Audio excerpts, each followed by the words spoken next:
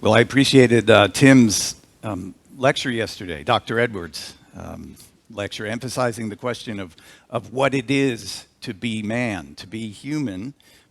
This is now a question centrally under consideration in our moment. In many respects, as I'll be considering today as well as tomorrow, I think this is indeed the case, and it's something to which we really should be giving our serious attention. But we're back to the question of technology. So I will be addressing that in a number of, from different vantages, but at least drawing into how this ends up being rather significant in the field of law. So I will be doing kind of part one today and part two tomorrow. I was in the Nashville airport about 3 years ago waiting on a delayed flight and going through some reading material that I had in my briefcase. And included in the stack was an essay that a friend of mine had published on what he calls technocracy. I had made my way through the first paragraph of that essay, which considered in broad strokes the fact that there has been a revolutionary development in the 20th century, a number of them, and these were marked by man's stupendous domination of the forces of nature in ways heretofore unknown, involving a kind of upheaval that was now recoiling back upon man himself, affecting his frame of understanding of both things and people. This paragraph concludes with the observation that the spiritual agitation and changing conditions of life in this new era spring from modern science and technology, which have transformed both the theoretical and the practical orders. That is to say, both how we think and how we live has been upended. Immediately after reading that sentence that I just described, I'm not kidding, I lifted my gaze up from the paper and my eyes alighted upon the t-shirt of a young gentleman who was at that very moment walking in front of me, said t-shirt emblazoned with these words, "I went outside and the graphics weren't that good." I had the poignant sense of confronting a metaphor of our civilizational condition, and I was not uplifted. We are, of course, on the far side of what C.S. Lewis has designated as the greatest of all divisions in the history of the West, and the greatest change in the history of Western man, a division which he marks by the birth of the machines. Lewis described the before side of this division in this way. He writes, all through the 18th century, the tone of the common mind remained ethical, rhetorical, juristic, rather than scientific. He goes on to say, science was not the business of man because man had not yet become the business of science, end quote. But oh, has that changed since? Man is now himself chiefly the business of science, as we'll consider today and tomorrow. There is, of course, an important analytical distinction to be drawn between technology as devices and tools and technology as a frame of philosophical understanding of persons and the world. I will give some discussion in today's lecture to both. Both what I see as a scandal of the technological and biotechnocratic vision of the world, which has replaced the Christian and historic Western one, as well as certain applications of technologies. As to the latter, allow me to take just a moment to go through the admittedly cathartic exercise of fussing with some fervor about the scandalous misuses of certain digital technologies, including those rectangular screens that have become, in effect, prosthetic attachments to most every person in the developed world, through which, one would think, the very sustaining power of life is drawn by gazing upon it. As it incessantly invites us to do, seducing us into its labyrinth. A few months ago, a U.S. college professor took to Substack to register his grief as to the functional illiteracy and general incompetence and disconnection of the average student at his institution.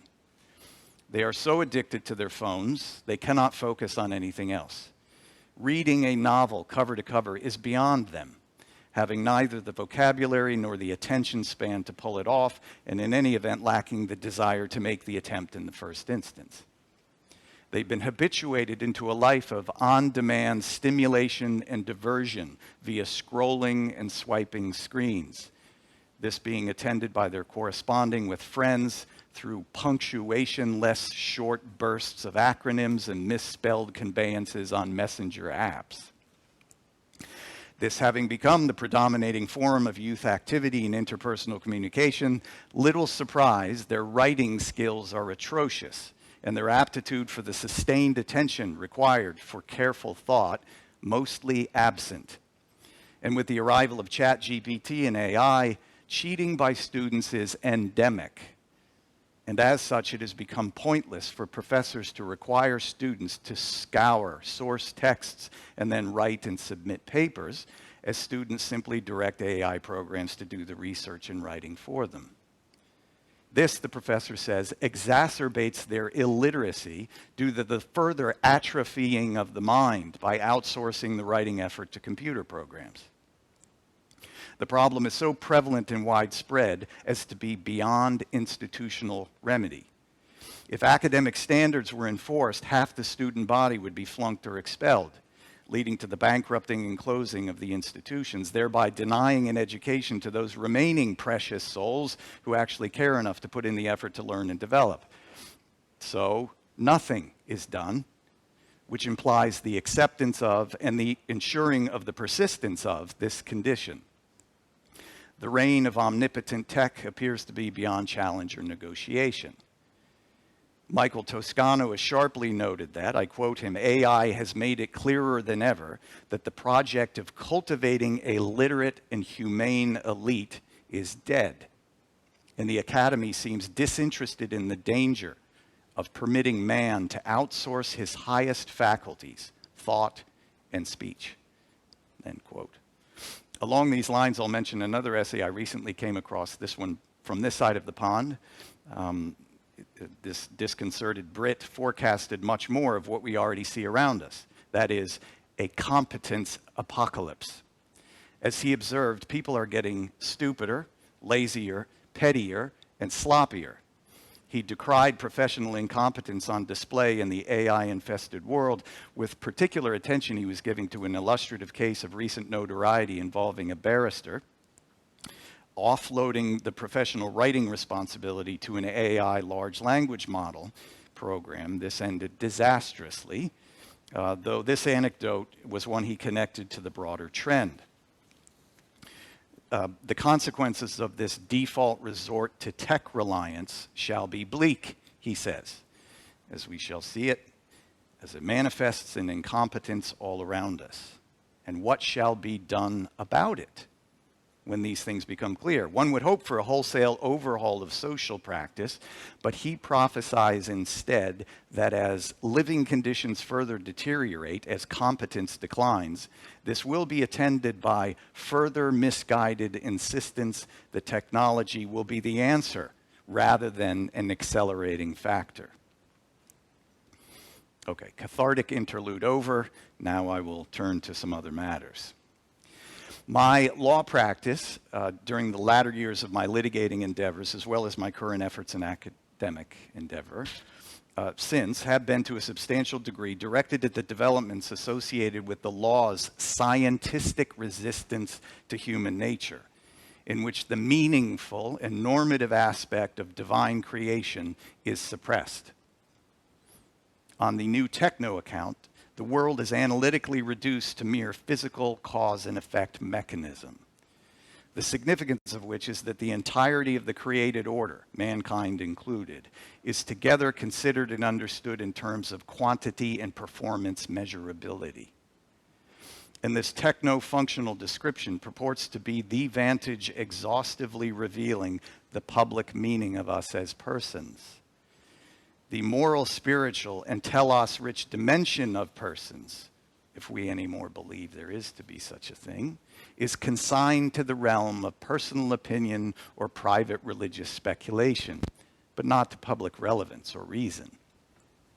This late modern outlook is manifest in the machine logic that, again, conceives even of the human body as a utilitarian device to be directed toward purposes selected either by the Gnostic ghost that inhabits the cranial driver's seat or by persons in positions of power and control who wish to exploit it.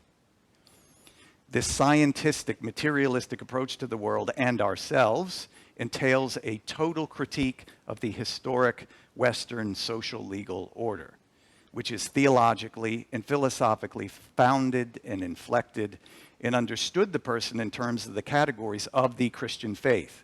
Persons as per se unity, a body and soul, with embodied purposes and callings related to God and with an immortal destiny. While the scientific revolt against this tradition has been centuries in development and refinement, through time it had been held at bay by the continuing preservation in law and its institutions, among others, of a recognition of and deference to created nature. That description no longer holds across the board, for law is cratering as well, as it has lost or is losing the foundational commitments upon which it is constructed. By way of prominent examples here, we might consider the transgenderism plague, the abortion and euthanasia programs of techno-elimination of inconvenient human lives, family redefined from an organic relation based in procreative union of husband and wife to a social cluster based in choice and the commerce of IVF labs and surrogates. Also, the recent emergency rule by scientists haranguing us into service as docile pincushions for experimental pharmaceutical jabs. All of these implicate profound issues of human meaning, life, death, health, family, reproduction, children, male, female. Here we might consider that our concern about human meaning implicates conflicting ways of knowing in our technological moment. That is, the nature of the dispute is not just over what is claimed to be known, but on what it is to know. Robert Schmemann writes, the simultaneously cognitive and sexual significance of the Hebrew word yada, to know, stands in opposition to the instrumental power to control things, which is how Thomas Hobbes understands this paradigm. To know something means, for Hobbes, to imagine what we can do with it when we have it. Hobbes' line is akin to John Dewey's from his suitably titled book, Reconstruction of Philosophy. Quote, what things are is what they can do and what can be done with them. We thereby are to understand that technological possibility is the exclusive horizon of understanding. The truth about us, or anything else then, will always be provisional and uncertain, subject to amendment upon the next advance in scientific accomplishment showing what can be done with or to us. But in any event, the human person is understood as containing no restraint or principle or meaning within him or her that would limit the pursuit of the next step of evolving control, which is the model of knowledge on this new account. You likely saw recently the news out of the UK about 3-parent children who were born recently. This is accomplished through a process called mitochondria transfer, using 2 eggs and sperm in hope of eliminating mitochondrial disease by using the mitochondria of a second woman. So this process, of course, entailing a child with 2 mothers, as well as a father. You may be aware also that scientists are now hard at work to see if they can create the functional equivalent of male sperm cells out of female skin cells and male skin cells to make egg cells so as to eliminate the need for fathers or mothers, not just socially, but in the child manufacturing process itself. Indeed, in principle, even to remove the need for 2 people at all, such as the exploration that is now being pursued, testing the limits of possibility, a mechanical universe without moral or ontological limits.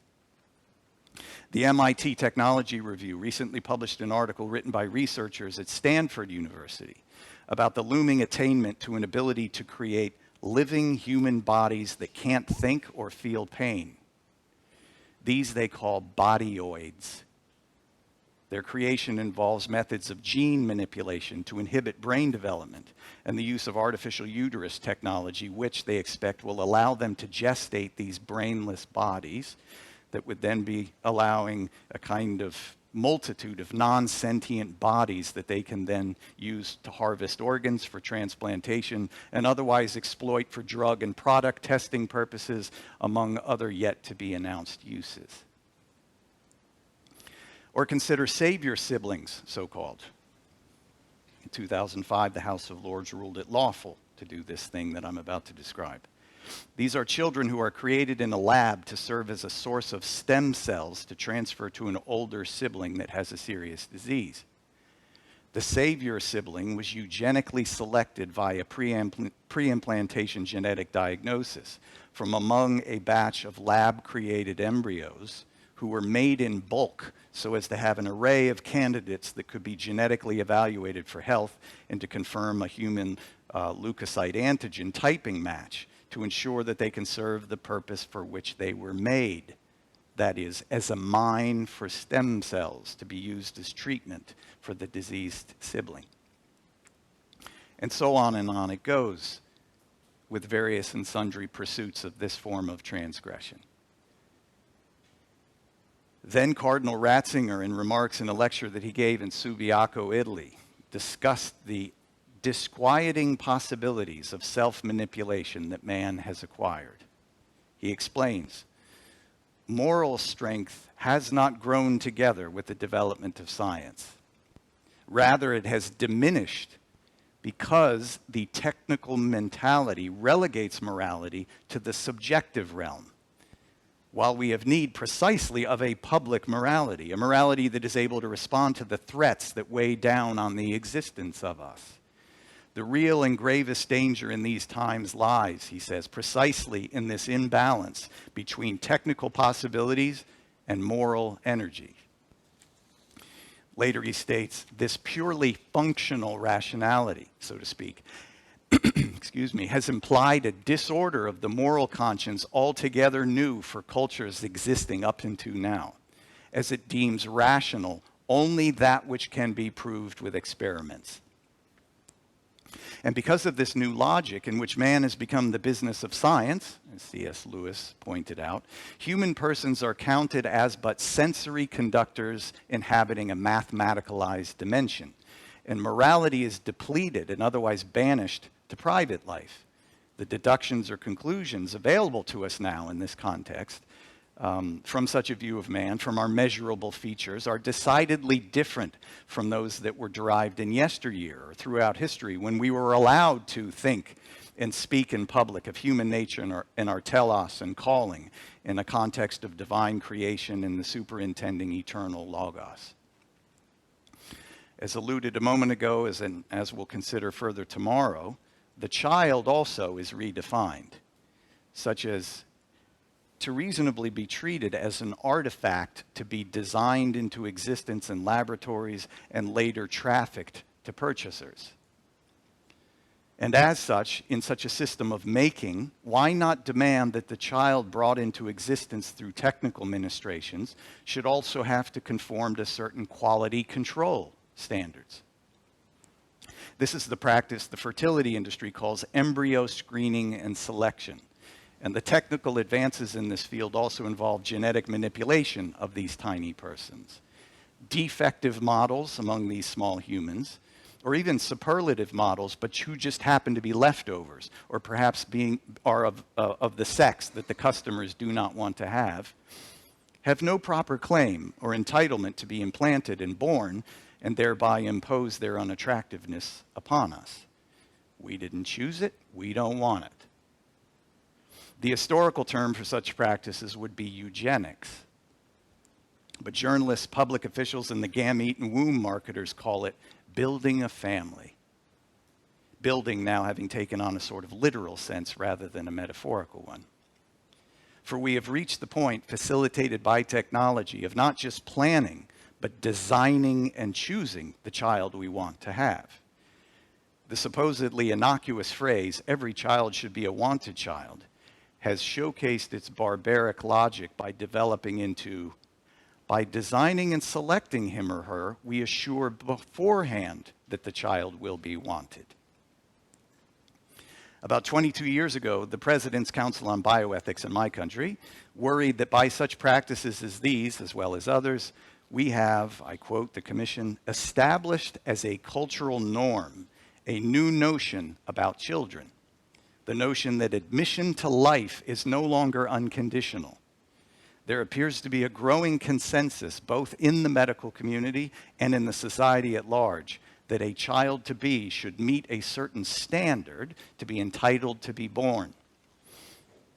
The practice of prenatal screening establishes the principle that parents may choose the qualities of their children, and this new principle may already be shifting parental and societal attitudes toward prospective children, from simple acceptance to judgment and control. End quote.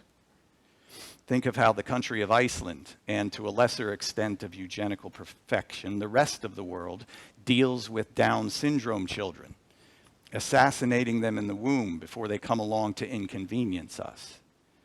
Prenatal screening as a quality control measure facilitates the identification of such children so that we can then dispose them. These practices are not only tolerated, but increasingly expected. And so their practice among us receives a calm shrug rather than the more fitting shudder of horror and disbelief. Whether the world is blank stuff to be manipulated and assigned meaning through a subjective projection of will upon it, or is a creation of meaningful and telos-endowed order, is at the heart of our contemporary disputes. And this matters a great deal for the law, as we should consider. So to that. It is an historic juridical baseline that the law is to countenance and address aright the persons for whom it is designed. Byzantine Emperor Justinian's momentous jurisprudence volumes in the Corpus Juris Civilis contains in the digest the following: since all law is made for the sake of human beings, we should first speak of the status of persons. And from Justinian's Institutes we read, knowledge of law amounts to little if it overlooks the persons for whose sake law is made. So when mankind is reconceived in terms of machinic techno-cause-effect mechanism, the law itself invariably will be drawn in similar directions. When we consider the likes of transsexual drugs and surgeries, or assisted reproductive technologies, or abortion technologies, or embryo editing, we see enacted in law the view that the body really is but a context for experimentation. And as a result, so also is the political order. For the state now has neither constraining tether nor responsibility to an order of creation revealing divine purpose. State policy, therefore, is not representational of an anterior truth of what is, that is, to which it would conform. Instead, public policy, through coercive application of will, makes what is. Now, the rule of law depends on certain fixed institutions and practices, but also and ultimately on community apprehension of, belief in, and commitment to sturdy truths and frames of reference based in the reality of the moral order that we inhabit. Is there an adequate supply of all of that today? This consigning of theology and morals to the realm of the private or of the subjective, such that a putative no orthodoxy stance and declaration has been taken in law in the West, this has inaugurated the rule of judicial and bureaucratic proceduralism. This is a government posture feigning to stand for not much substantively, thus fleeing from the role and meaning of law as a rule or measure of conduct, now instead assiduously enforcing procedural standards that purport to leave most of that moral substance to individual choice and self-definition. All of this our rulers call not decomposition, but freedom. Freedom evidently being something facilitated by mandatory government moral vacancy. Chesterton earlier had this modern vision in mind and concisely formulated this aspect of its message in this way. He wrote, "Let us not decide what is good, but let it be considered good not to decide it." This sort of freedom, so-called, denies its tether to truth or adherence to divinely created purposes and callings. Instead, it is most pristinely enacted by refusing a given nature. It is thus illustrated well by the fish liberated from the water and flopping about on the dock, by the tree liberated from the soil with its roots extended into the air and toward the sky above, a young girl liberated from her femaleness by a pronoun change and a lifetime of dependence on the technological conquest of her always resisting body by cross-sex hormone infusions. These enjoy a form of freedom celebrated by certain prominent figures in law and the academy, but it is one, I'll offer, that is not so freeing after all, for the participating individual or for the rest of us. A community of monads, each defining his own concept of existence, meaning in the universe, as our Supreme Court has put it several times, is a formula for social disintegration and an invitation to perpetual swollen state predominance over the ensuing chaos. All to say, we know our condition is troubled. The late Canadian philosopher George Parkin Grant wrote of the terrifying darkness which has fallen upon modern justice, as we find ourselves incapable of explaining or justifying liberty, equality, justice. And as a result of this, the systems of our day are affirmatively oriented to directing attention away from justifications, refusing to look to what must lie beneath our ancient commitments, what gives coherence and meaning to life, and the legal structures and standards that we have inherited and continue to reflexively cherish. So here then we come to a concern, certainly in my own work in the education and the law, but also central to Selden College and its mission.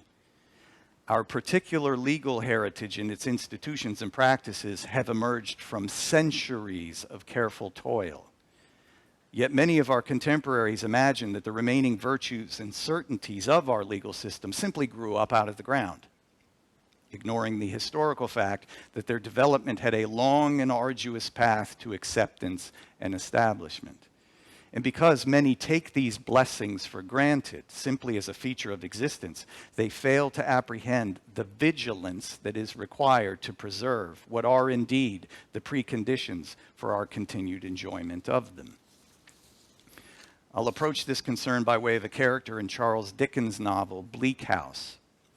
Some of you may have read that novel or perhaps seen the BBC series presenting the tale. But a character in Dickens' story, one Harold Skimpole, was a cheerful enough fellow, but a maniacally self-centered freeloader, a parasite depending for the enjoyment of his sustenance and comfort on the contributions of his friends, one of whom he bankrupts in the process without the slightest pang of conscience. Skimpole represents something of a predominating outlook in our own time, a perspective that Paul Mankowski has written of as Skimpoleism. I quote Mankowski, "The problem with Skimpoleism is that it ignores and refuses to acknowledge the sources and causes of its own good fortune. The enormous human enterprise of toil, commerce, and distribution, the attendant fatigue, risk, worry, and vexation, the requisite virtues of foresight, prudence, honesty, diligence, all of which are necessary for something as ordinary as a peach or a glove to end up in Skimpole's dining room. For the Skimpoles of the world, the ultimate source of bread is the baker's van. And there is no need to concern oneself with plowing, sowing, weeding, dunging, cutting, threshing, milling, baking, not to mention the thousands of mercantile transactions from mortgages to tire rotations that must be in place and continually attended to so that Skimpole might have his honey on toast." End quote.